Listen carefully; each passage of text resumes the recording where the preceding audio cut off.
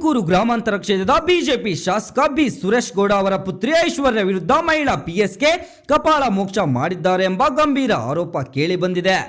ಭೀಮನ ಅಮಾವಾಸ್ಯೆಯ ಸಂದರ್ಭದಲ್ಲಿ ಐಶ್ವರ್ಯ ಅವರು ತಮ್ಮ ಇಬ್ಬರು ಮಕ್ಕಳೊಂದಿಗೆ ಮಂಡ್ಯ ಜಿಲ್ಲೆಯ ಶ್ರೀರಂಗಪಟ್ಟಣ ತಾಲೂಕಿನ ಆರತಿ ಉಕ್ಕಡ ದೇವಸ್ಥಾನಕ್ಕೆ ತೆರಳಿದ್ದರು. ದೇವಸ್ಥಾನದಲ್ಲಿ ದರ್ಶನ ವಿಳಂಬವಾದ ವಿಚಾರಕ್ಕೆ ಮಹಿಳಾ ಸಬ್ ಇನ್ಸ್ಪೆಕ್ಟರ್ ಸುನೀತಾ ಪಾಟೀಲ್ ಜೊತೆ ಮಾತಿನ ಚಕಮಕಿ ನಡೆದಿದೆ ಎನ್ನಲಾಗಿದೆ. ಐಶ್ವರ್ಯ ಅವರು ವಿಐಪಿ ಸಾಲಿನಲ್ಲಿ ನಿಂತಿದ್ದು ಗರ್ಭಗುಡಿಯೊಳಗೆ ಪ್ರವೇಶವಿಲ್ಲ, ಅವಕಾಶ ನೀಡುವಂತೆ ಕೇಳಿದ್ದಾರೆ. ಆದರೆ ನಿಯಮದ ಪ್ರಕಾರ ಅವಕಾಶವಿಲ್ಲ ಎಂದು ಪಿಎಸ್ಐ ತಿಳಿಸಿದ ಬಳಿಕ ಇಬ್ಬರ ನಡುವೆ ವಾಗ್ವಾದ ನಡೆದಿದೆ ಎಂಬ ಆರೋಪ ಕೇಳಿ ಬಂದಿದೆ.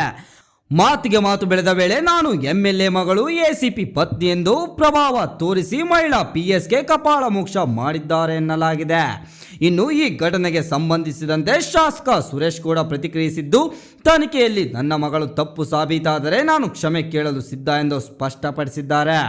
ಒಟ್ಟಿನಲ್ಲಿ ಈ ಘಟನೆ ಇದೀಗ ಭಾರಿ ಚರ್ಚೆಗೆ ಗ್ರಾಸವಾಗಿದ್ದು, ಪ್ರಕರಣದ ಸತ್ಯಾಂಶ ತನಿಖೆಯ ಬಳಿಕವೇ ಹೊರಬರಬೇಕಾಗಿದೆ.